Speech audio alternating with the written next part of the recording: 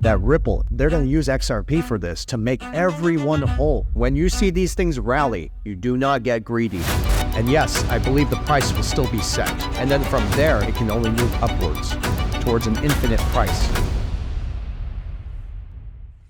So, what's her name? Senator Warren. With this anti-crypto bill. I will kind of, before you dive into that, I feel like the UK regulation that's just kind of coming into play, it's having actually a really big impact, is crypto regulation, but the way it's being enforced and the way it's actually being delivered and the way it is in the finer details is also an anti-crypto bill. It really feels anti-crypto, even though it's kind of disguised as this lovely, like, cozy hug. Like, we're keeping you safe and regulated, but it's actually like bear hug, and they're squeezing my eyeballs out. Is that the type of thing that's happening with this crypto bill in America? Well, it's a very good question. There's a lot of intricate pieces that kind of fall into this discussion, but this crypto bill, is designed not just to sway people away from investing in future technologies, but it's also intricately tied into what's happening in the dollar and the bond market. But let's not forget that Senator Warren works on the sub-banking committee, which means that she is representing the big institutions, including the central banks. So we're talking about Goldman Sachs, JP Morgan, Bank of America, Wells Fargo. We know for a fact that they've been involved in very nefarious acts and also trying to mislead people from these investments and try to keep people in the dollar. And I also find it to be interesting that she would put such a crypto ban out there. And also some good news is that most of her bills have never gotten passed. Interestingly, I found out this morning that more of the congressmen and senators are actually signing on for this one. And I find that to be also interesting. But the fact that this is a baseless claim, saying or associating crypto with terrorism. Now, don't get me wrong. Some cryptocurrencies out there have probably been used for nefarious acts. I've even talked about this before. So if I went and said that, no, it's not, it wouldn't look good, right? So I'm going to give you both sides. We have seen Bitcoin and many other technologies probably be used for nefarious acts like this. But to generalize crypto in general and say that it's linked to terrorism is in fact a baseless claim. It's wrong and it's not accurate. So this is misinformation. And I find it to be very comical, actually, funny, because as we know, it's really the dollar which has been used as an instrument to impoverish an entire class of people. It's been used as an instrument to finance terrorism, finance wars, drugs, human trafficking. So this is ridiculous. But I really believe that this was influenced by her role of being on the sub-banking committee. So she's potentially representing the interests of the traditional banking sector. And why is she doing this is to keep people in the dollar. And I could tie this to what happened 2 weeks ago in the auction, the bond market auction. So 2 or 3 weeks ago, there was a bond market auction where the central banks were auctioning the U.S. bonds. What many people don't understand is that after Nixon took the dollar off the gold standard, that was really the end of having stability in the financial system. Also, I'd like to add, Kennedy was assassinated for trying to put the dollar back on the silver standard as well. But after they replaced the dollar with gold, they substituted it with bonds. So this would mean that institutions would hold bonds based on the confidence that they had in the currency.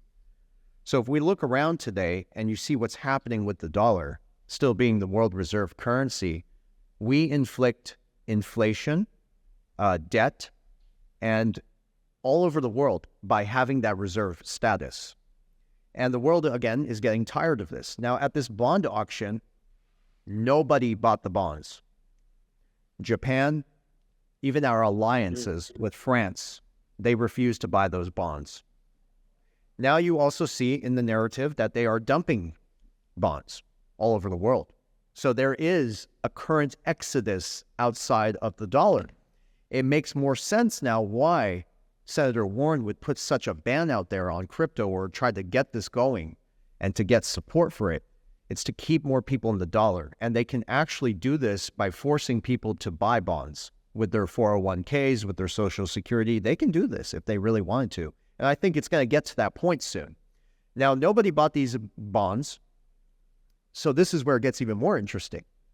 1 week after that auction where no one bought the bonds, Bitcoin starts to move up. What's interesting about this is that many people are not aware that stable coins like Tether, like USDC, what Tether specifically is actually a product of Bitcoin. And what's interesting is when no one bought those bonds, a week later, we start to see Bitcoin move up. Again, Tether being a product of Bitcoin, and you can look this up, it's public. United States, a USDT Tether, is the largest ticking time bomb in modern financial history. You have a 27 trillion Wall Street bill that's kind of lingering around these bonds. So what I'm trying to say is that when nobody wants the U.S. bonds, the U.S. has no choice but to buy up their own debt, to buy up their own bonds. And that's what's been going on. Again, Tether being a product of Bitcoin, simply playing the role of a bad bank. People need to look this up. What is a bad bank? But they're playing the role of a bad bank, and they are one of the largest buyers of U.S. bonds right now. More than Japan, more than Mexico, and more than France even. So Tether is buying up all these bonds. And I find that also to be interesting because they've managed to avoid 8 financial audits by the IRS, and they still claim that, hey, well, USDT is backed by a dollar, but the dollar is not backed by anything. Interestingly enough, too, Tether owns 15% of all the Bitcoin out there. So either Tether is holding Bitcoin from crashing or it's being used to prop it up. At the end of the day, this comes back to the dollar. What's happening? The dollar is losing its status. There's a massive exodus out the dollar. And yes, to answer your question, this all ties back to what this bill is all about. It's about keeping people in the dollar and at the same time misleading people from investing into things that are nefarious, like crypto, when we all know, in fact, that the backbone of this new financial system is going to be blockchain technology, digital. So I find that to be very interesting. Well, I think it's funny.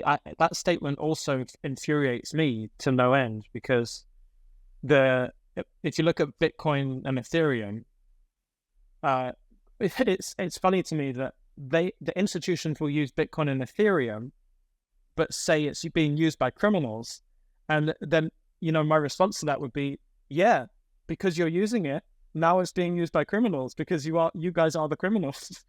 So it's kind of like they're telling everyone what the criminals are using it, and they're the ones who are the criminals. It's kind of, and then the flip side of that, like the visualization of Pablo Escobar lying or throwing money into the fire pit because he's got so much of it because it's cash. Like, criminals use cash. Like, I actually just don't understand the difference. You're going to get people who are nefarious in cash. You're going to get people doing nefarious things in crypto. And the argument is that there's probably more avenues for the undercover criminals, the governments and the big financial institutions that run the traditional system. There are more criminals using cryptocurrency because of them, because they are using it. You mentioned something, though, to cut you there. You said that the government forced people to buy bonds. What's the difference between forcing people to buy bonds and just getting Tether to buy bonds? Well, I think it comes down to the risk that they want to take. Because why would you take that risk on yourself when you have, again, this is why it's interesting. You see a lot of, if you look at the crises that happen in the world these days, the time frame between a crisis is getting shorter and shorter. We have like a crisis every week now, every 2 weeks, maybe every month. But there's a reason for this. It's because what they're doing is trying to fabricate this whole system and hold it together. But it's getting to a point where they can't do this anymore. So what they're going to do is kind of spill over the risk onto the middle class. And that's what they can do. They've done this many times before, so I'm not surprised by that. But also going back to what you said about Bitcoin, Bitcoin and Ethereum, that there's so much I can say about these technologies, okay? But they are going to dominate the headlines. They're always dominating the headlines. And there's a reason for this. It's because the real game changers, it really lies in Ripple's technology, RippleNet, right? It establishes, again, that bridge between the traditional markets, which is a few $100 trillion in value, and the new economy, which is slowly being tokenized. And all this evidence is out there. So for people who are investing in Bitcoin, Ethereum, and I'd like to make another statement about Ethereum. There's so many technologies that can easily remove all these unnecessary and ridiculous gas fees. And I know you guys and the crypto community know this. But what are the regulators doing? They're strategically delaying all this innovation. Why? Comes back to the same question. They're trying to screw an entire class of people. And what they want to do, and by the way, if they get Bitcoin ETF, that's not going to be good. An ETF invites corruption. I mean, look at traditional ETFs today, all rigged. So why would you want an ETF for Bitcoin? Okay, well, it makes sense. If you're going to do a 180 on Bitcoin, like Larry Fink did from BlackRock, one said it was for laundering money, one said it was accused of doing this. Bill Gates said the same thing, fool's gold. We look at these people and we're like, oh, they're liars. They're very deceptional, these people. Yeah, sure, but sometimes they're going to let some truth out to fool you. And you think that they're lying, telling you not to get in, when really they want you to get in. Now, if they get a Bitcoin ETF, again, inviting corruption, manipulation, this is very interesting because the Bitcoin network solely relies on the internet. What is the biggest narrative now? Cyber attacks? That's very interesting. If they can isolate the entire population in a Bitcoin ETF, and there's this fear of missing out, this FOMO, you could get everybody's money into an ETF, consolidate, isolate people in there, and then knock out the internet. They really could do something like that. Again, the SEC is, and just to clarify what the SEC's role is, the SEC is just an enforcer for the banking cartel. That's it.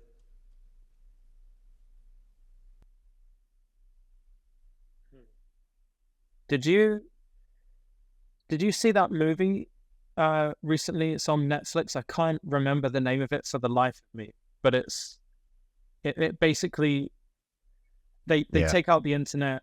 They basically create a civil war, but it's done from outside entities. It's basically everything we talk about, like the Great Reset, and as bad as it could possibly be. People are in bunkers, like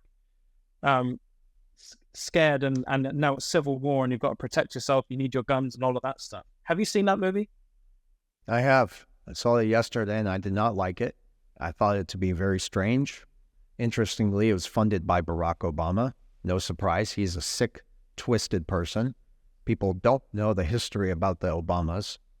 And yes, if they wanted to really play that out, they could. They have the levers. They have all the levers to do whatever they want. And I think this is all these challenges that we're facing these days. It's so insane. It's gotten to a point where I'm even burned out, guys. I really am. I'm burned out because there's so much misdirection. But you have to be prepared for each and every scenario. But yeah, if a cyber attack happened, it also could be the perfect way to roll out a new system.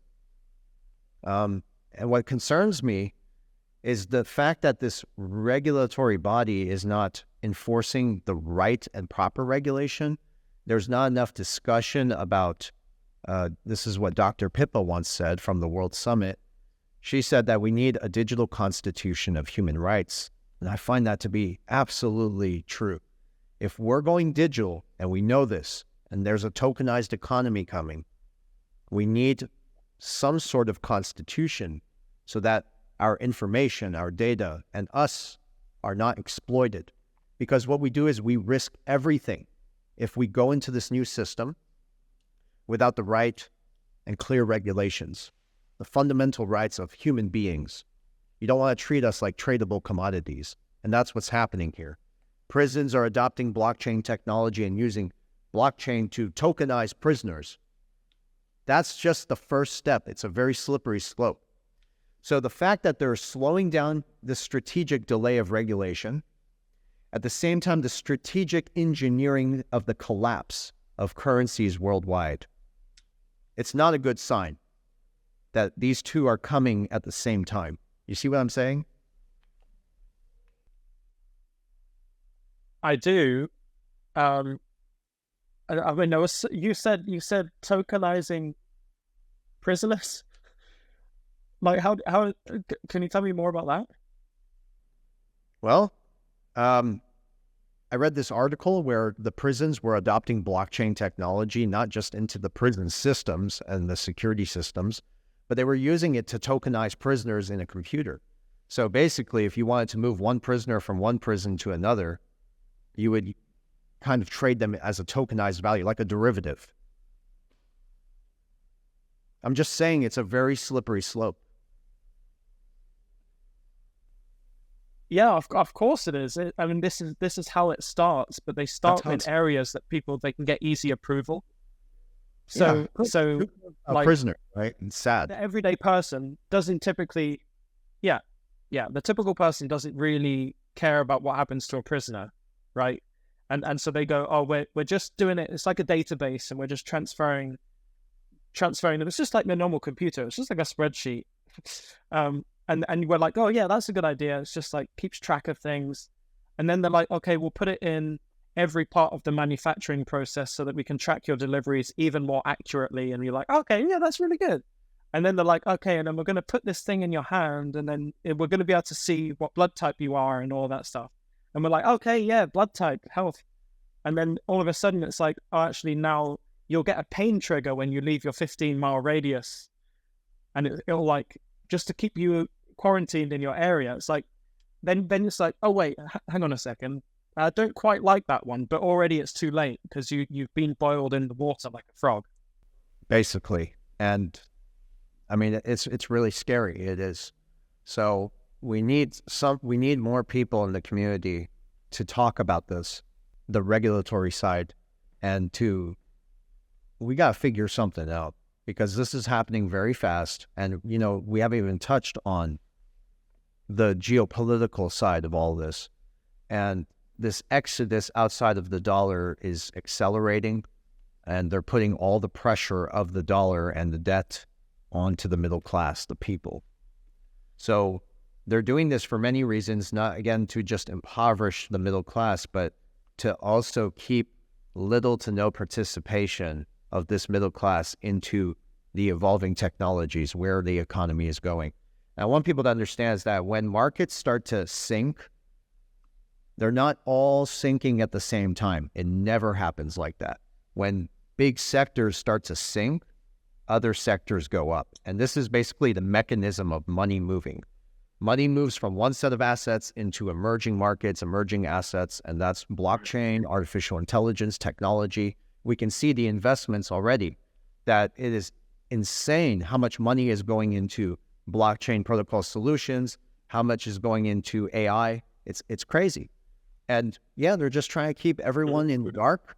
And a lot of the political divide that you see, and the social divide, and this kind of ties us back into the movie you mentioned from Netflix. There was a lot of very racist propaganda, reverse racism propaganda in there. And yes, people are already with. Yeah, I mean, what are they doing? They're doing reverse racism to try to get white people to feel bad about who they are. And you can't blame an entire generation of people for crimes that were done a long time ago. You really can't do that. This is more divisiveness and distractions to further angry the people, create a race war, while the politicians and the institutions continue to position themselves for a new financial system, steal more of your wealth. I mean, are people blind? Yes, I think they are. And that's what we're trying to do here, talk about this so we can spread awareness. But yeah, they're trying to turn men into cuckolds. I mean, what is going on here? White males into cuckolds. And it's like, sorry to use that language, but that's what they're doing. And, you know, someone has to say it. But also they are teaching people, the youth who observes all this information like a sponge, that being white is bad. What about all the white men and women who died and fought bravely to end slavery? What about that? Oh, they overlooked it because it doesn't fit into their narrative. It's ridiculous. You know, it is. No, it's not off topic. It's all part of the same story. It's all part of the narrative. It's multi-pronged. It comes from every angle. It favors polarization. The polarization is required for the destination. And, you know, I often think, I wonder whether this is all done by the US government, or it's actually something that's been kind of injected or infected the US and the UK even. After I heard this story about Russia's involvement in Facebook groups. You'll know a lot about this, but I'll mention it just for anyone who's kind of being introduced to it here. So I can't remember clearly about what it was, but they basically looked back to the root destination, the creation IP address of Facebook groups that promoted polarization on either side. So like ultra people who really want guns, and then people who really don't want guns, vegan side, and then the carnivores. The Russians came in with this plan, and Facebook just increased this ability, came in with a plan basically to be the voice on either side, to create divide, so that the USA would be weaker to conquer, easier to conquer when the time was needed. And it was actually said on an interview with a Russian spy that was their like 50-year plan. So they're not doing it like, we're not invading right now, but we can eat the US up from within and just create division and create this conversation about trans rights and all kinds of stuff that wasn't really a conversation previously, and wasn't really an issue. Like, it wasn't an issue. Like, when I remember back, like even as a kid, when this conversation wasn't really around, there was always that guy who was dressed like a woman. It was like, oh, well, that's just him, right? And you just accepted it. It was like, not your life. It's this strange thing that you've just experienced, but you forget about it. It was like, not a big deal. He can live his life. But now all of a sudden, it's like the division has created, you either are for it or you're a terrible person. And I don't necessarily always think that is something that's done by America, but rather America's doing it to themselves as a result of what Russia have done to America. Yeah. You know, it's no secret that propaganda and divisiveness has certainly played a role in our economy. And with all this ongoing tensions around the world, you know, they're trying to put the dollar's stability at risk. And this is going to be the catalyst for a financial revolution. So that's really what it comes back down to at the end of the day. You know, what we were supposed to be talking about in the beginning is the fact that we stand on this precipice of a financial transformation that's been anticipated for years, right? But yeah, the institutions globally, and I think this is a coordinated network now as I continue to see more clearly, that they're coordinating this globally to destroy the currency of the United States dollar, because this is the hegemony. It has to end first. And what they're trying to do is find a solution to some sort of, this is what we talk about a lot, cross-border payment solution that's going to transcend the limitations of this current dollar-centric system. So that's really what it comes down to. But yes, propaganda, divisiveness, yeah, that's how you destroy a country. You do it from within, and they have succeeded. I really believe they have. If anything, too, I put this theory out there with Simon Hunt, and I told him, off camera that I believe Saudi Arabia is really behind the BRICS narrative. I know we all look at Russia, like Russia's behind it. I think Saudi Arabia is. I really do. I really think Saudi Arabia is there because they have a very strategic geopolitical, like where they are, right? It's very strategic. It also is one of the largest energy exporters, and Qatar as well, of LNG. LNG is the future too. Who guards Qatar? Saudi Arabia. So there's a lot of interesting things happening, guys. And, to the audience, I really want people to understand that I used to talk only about XRP and the technologies that are taking us there. But once you really kind of sink your teeth into all of that, you start to understand that there's a lot of other things that contribute into that discussion. So to answer some of those questions about like, when's XRP going to start rolling out? When is this new system going live? You have to look at what all the institutions are doing. You have to look at the geopolitical landscape. Right now, you see central banks all over the world and institutions and even smart money. They're buying up all the gold.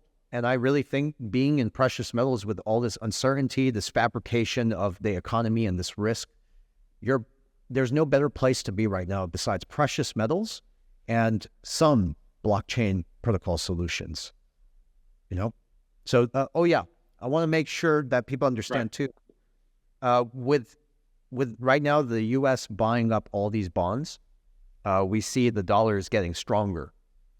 And I want to clarify that when the dollar gets stronger, that actually means it's going to end soon. A lot of people believe that, oh no, when the dollar gets weaker, that's the end of the dollar. No, it's not.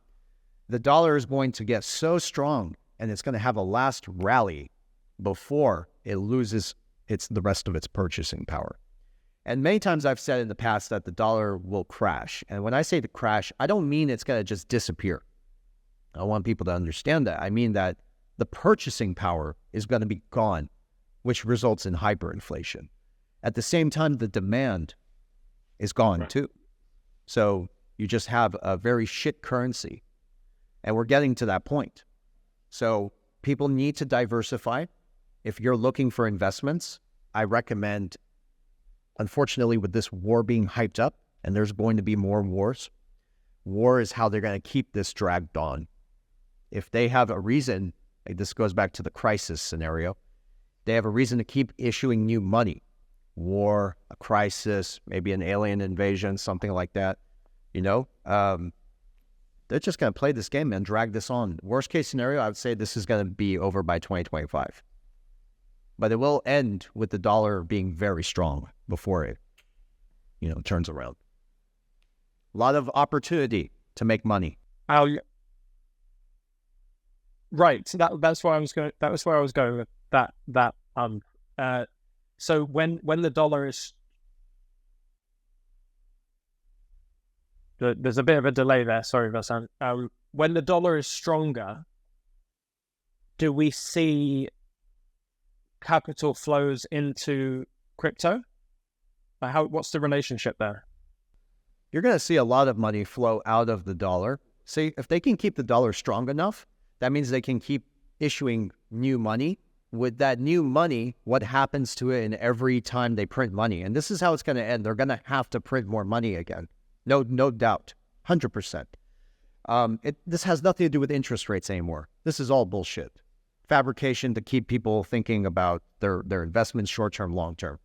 When they're able to create all this new money, which is going to translate to higher inflation, they're able to buy up everything. And that's exactly what they're doing. They're consolidating the whole system. And this is where that saying, own nothing and be happy, comes in. They're buying it all up. They're buying up their debt. They're buying up everything. But yes, when they're buying everything up, you're going to start to see more of that money go into AI, into emerging markets, not into, what's kind of coming to an end. So yes, it's interconnected. I don't know if that made sense. Okay. So, no, it did. It absolutely did. The only reason there's a pause there is because you always give me so much to think about. So there's not a pause because I don't understand. It's just like, It's usually mind-blowing when we talk. I want to move on to actually a piece of recent news that's happened here. And that is Polysign. I'll just explain for anyone who hasn't heard, but Polysign essentially is bankrupt in a way. They defaulted on a loan. There's going up for auction on like January the 5th or something like that. It's a crazy turn of events. I would like to know what your thoughts are on the implications of such a thing happening to Polysign, considering how closely involved David Schwartz is. That's the Ripple CTO. He's also like a co-founder of Polysign. How does this impact the broader kind of view of Ripple, XRP, David Schwartz? Like, what's your feelings on this? Well, there's been quite a few examples of this. Polysign's not the only one to default and fall apart like that, but you see Ripple buying up everything. So, and this kind of goes back to what we were talking about before in some of the older videos and whatnot, that at the end of the day, Ripple is going to consolidate the global financial system. So in one way or another, without having to tell the people directly, maybe this could be one way of doing it. But every time there's some failure, even in a Bitcoin company, I found this very interesting. There was a company that had a lot of Bitcoin. They defaulted. I'll find it for you. But Ripple made them whole. So there's so much attacking. Yes, I remember that. But Ripple is making everybody whole. Okay, well, if all these institutions have all this leverage and Polysign, and there's so many more, right? There's all this leverage, there's all this debt from money that doesn't exist. At some point in the near future, you're going to see that Ripple, they're going to use XRP for this to make everyone whole. And also there's that intersection. Well, I'm getting off topic here. Sorry, guys. But yes, Ripple is going to consolidate all of them. If Bitcoin collapsed, or if Tether even collapsed, God knows what really could happen over there. Maybe Ripple will make them whole too. Maybe that's what it's being used for. Maybe it's being put away for when the time is needed. And that's kind of what we used to talk about in the early days, is that when XRP is needed, when that demand is recognized, then it could be used maybe to make the whole global financial system whole. But for that to happen, we have to look at what the Bank of International Settlements are doing and some of the institutions that have partnered with Ripple using RippleNet, which uses XRP to move value. But at the same time, we see them gearing up with that, and we see them buying up all the gold. I'm going to go back to what I used to say. There is going to be an intersection between blockchain technology and precious metals. And yes, I believe the price will still be set. And then from there, it can only move upwards towards an infinite price because of just the tokenomics. It's not hard to understand. For those who really do their research into this, it's very clear, crystal clear, how this is actually going to function, what it's going to look like, how it's going to work. It's not hard. Yeah. So I have a more, I guess a more micro look at this whole Polysign thing. I know that when you're analyzing these things, you're analyzing chess pieces from a macro perspective, global, like political. There's so many different facets to the way you look at things. That's not, I can't, that's not my gift. I'll leave that to you. So my view of this is more limited, but certainly some things that I do look at. I can look at from like a common sense perspective. And so that's why I'm going to try and bring in this little opinion of what's going on. I find it difficult to believe that, considering Ripple's importance in the world and the future of money, and considering David Schwartz's involvement in the creation of such an asset that would be so important in the world, that anything that he does, I find it difficult that Ripple would allow his reputation to be tarnished by his involvement in a failed custody solution. And so, where does that leave us? Well, I know he said publicly that Polysign didn't make sense for Ripple to acquire. They then go on to buy Metaco. But something here doesn't feel right, because it just doesn't make... I can't imagine a world where Brad Garlinghouse, even for that matter, would allow David Schwartz to be thrown under the bus reputationally, as he is currently being on Twitter, because he's a co-founder of Polysign, which, as it stands right now, the sentiment on Twitter is that he's lost everyone's money, basically, who invested in pre-IPO shares. I can't imagine how they would let that fly. What that means is, I don't know. I don't know if that means Ripple comes in and makes them whole, and then actually does bring Polysign under their wing. I don't know what it means, but it just doesn't make sense to me that they would let David Schwartz, who has been touted as the smartest cryptographer alive, to let him burn under this.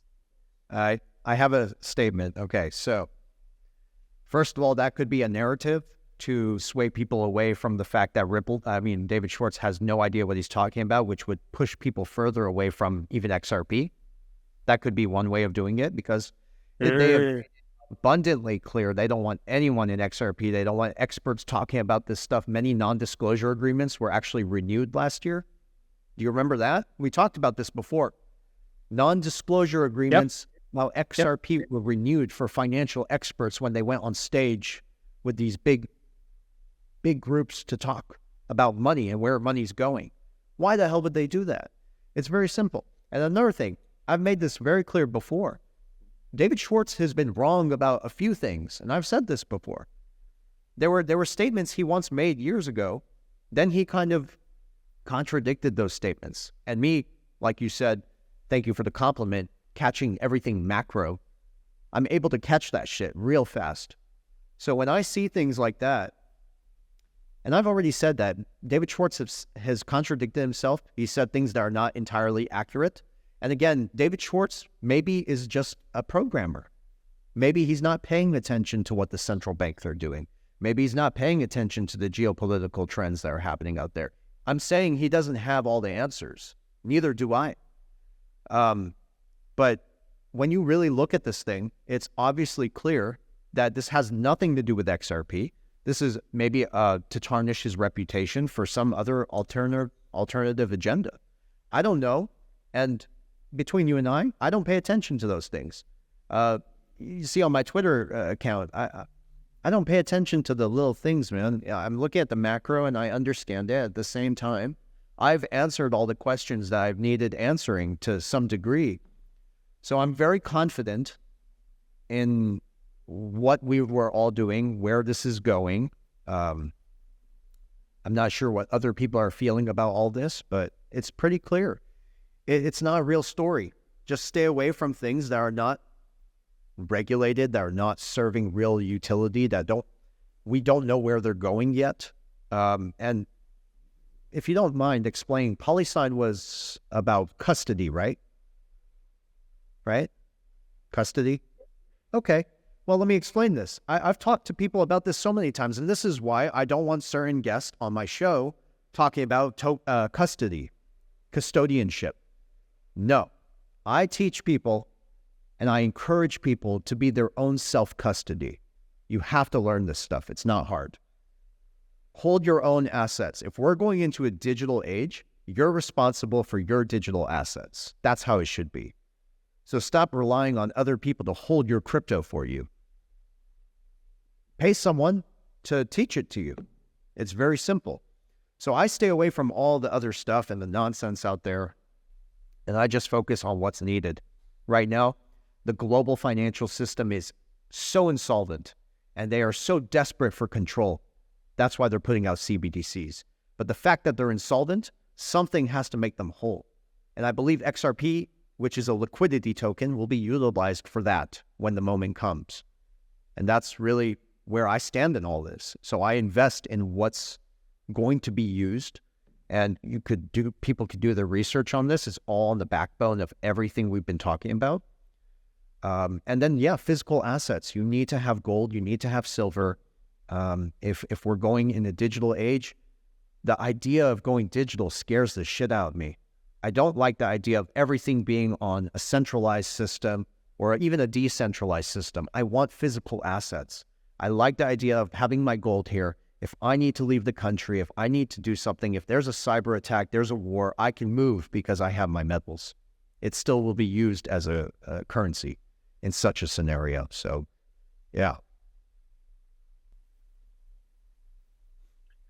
So before we wrap up here, I guess we'll get into the last part here, because I know you've got, and this will be a little promo for your interview. But you got Andy Sheckman, that you're going to talk to him again in a few minutes here. So I'm excited for you again there, and I love that you've built that relationship with him. He's a super cool guy, and everyone needs to go and check the Black Swan Capitalist channel right now to see if that interview's up there already. And if it's not, subscribe and you'll see it when it does come out. I appreciate that. But you said that you see all of this coming to an end in 2025. Do you think, or maybe you're talking about the dollar there, but do you think we see at least an alt season or a bull run or flow into crypto market before the ultimate kind of great crash that you're preparing for? Yes, I think 2024 is going to be the last hurrah for the dollar. You're going to see them print a lot of money. A lot of that money is going to go into everything we've been talking about: AI, technology, blockchain, a lot of cryptos. So yeah, you're going to see a massive rally, and I think they're getting ready for this. Towards the end of the year, I would say by the end of 2024, before the presidential cycle, you want to get out. Don't get greedy, cash out. Sadly, the dollar's purchasing power will be a lot less later on then. But yeah, if you cash out, quickly get that money into hard assets. The dollar is going to strengthen for the rest of the year, I believe. But yeah, it's going to come to a point. And of course, if we don't see some black swan event, like a cyber attack, like a false flag in the USA to take more of your freedom, I mean, anything could happen. It really could. But then with a crisis, it depends what the crisis is. They can print even more money, which means a bigger hoorah. But yeah, you're going to see stocks rally, cryptos, energy. The war's not finished, unfortunately. America has to keep killing people overseas so Americans can have a credit card. That's really what it's come down to. Many will not accept it, but that's the truth. Our war is perpetually being held together because of war, and that needs to end. It really does. You know, I'm gonna end it on a statement of my own here. I've analyzed the Bank of International Settlements G20 timelines for the CBDCs.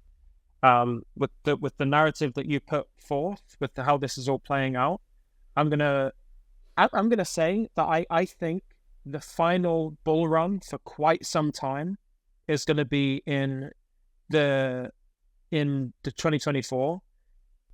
The absolute bottom of the crash, the deepest lows that we've seen, where precious metals and water are the most valuable assets. Yes. I think that's the moment at the end of 2025 when all these timelines end, the CBDC timelines end. That's the moment when CBDCs come into play. UBI comes into play in the moment of max desperation for the retail environment, for the general person. The max desperation is at the same date as those G20 deadlines finish. And in between there, we have a bull run. But then ultimately, the biggest crash we've seen, and we don't have a bull run from that moment for longer than we've ever had to wait for a bull run before. Yes, I'd like to add one more thing. And this is why I tell people, you have to navigate this wisely, because this is going to be the final opportunity to position yourself for having a future or not at all. We are, again, at the precipice of a monumental shift. So when you see these things rally, you do not get greedy. You take your profits, enough to sustain yourself, and the market cycles are going to come back down. We're talking that big crash that Lewis was just referring to. And when that crash comes and you've already cashed out, you now have the opportunity to buy everything cheap. That's really how markets work. And then you can ride for the next cycle.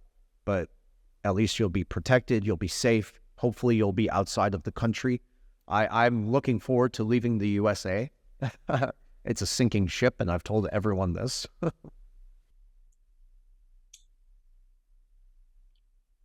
I do think it's... I don't know. I have... It's going to be a time of massive uncertainty. I think you need to have a plan of at least, you know, when this all crashes, do I convert my assets? Where do I convert them to? There has to be some sort of plan. And this is going to be very individual, but generally, I feel like the structure that we have here, where we've got this last hurrah, which you said perfectly, followed by a crash. What people do not realize is that every single bull run that has ever happened, and every bear market that has ever happened in crypto, has been part of one massive bull run in the stock market. We have never seen a crypto run or a crypto cycle in a bear market for the general market, like as a whole over a long stretch of time. So we are naturally already in the crypto world, already in a bubble that we don't realize we're in, or most people don't realize we're in. So I believe 2025 creates that moment where now we have this prolonged bear market, because it would be the first cycle that we ever see outside of a general stock market rise like we've seen, because the bubble has popped. And at that point, it's all the way down for everything, the purchasing power, these assets, maybe except precious metals, the physical assets that you can have. But it will be the first occasion where we'll have a full cycle in the consolidation of a market. And therefore, the last bull run that we're going to have in 2024, well, I think will be the last bull run we'll see for quite some time. Yes, you said it.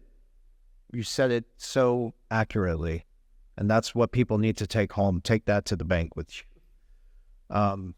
But yes, you know, to leave this on a positive note, there's a lot of opportunity and understanding, I guess, all the aspects of all the transitions we see.